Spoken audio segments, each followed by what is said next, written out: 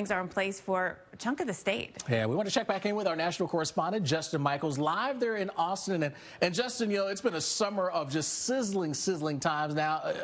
Can you really even get used to this kind of heat? Are you seeing people getting out and exercising, jogging in the morning hours to try to stay fit in this heat? I think they're doing it as early in the day as possible. Yesterday afternoon, while we were live on Weather Underground, we saw the number of people out drop dramatically. In fact, we would go for 10, 15, 20 minutes without seeing one person walking by. So people are taking care of themselves and their pets as early in the day as possible. That's smart because the excessive heat warning here kicks in again today at noon, goes through 7 o'clock tonight. And today will mark the 77th day of the year, not consecutive, but of the year, above 100 degrees. So what is that doing to folks on the streets and the roads in and around Austin and much of Texas? Because it's not just Austin.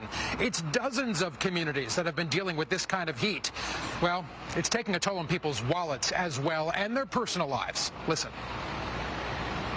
My power bill, I definitely have noticed a change, and I have my apartment very shaded, blinds closed throughout the day.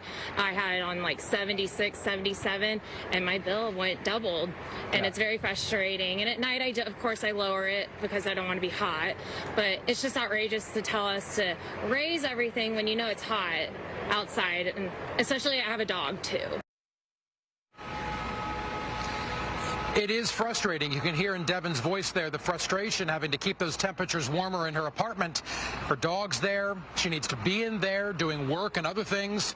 And they're asking people to unplug appliances that you're not using. Don't use your stove or oven. Cost-saving measures for sure, but power is a lot more expensive because demand is so high.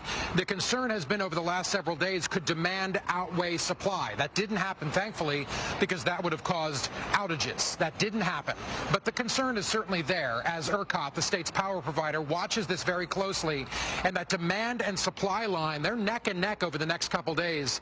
The good news is, as we start next week, after several more days in the 100s, next week, especially towards the end of the week, we're talking temperatures in the low 90s.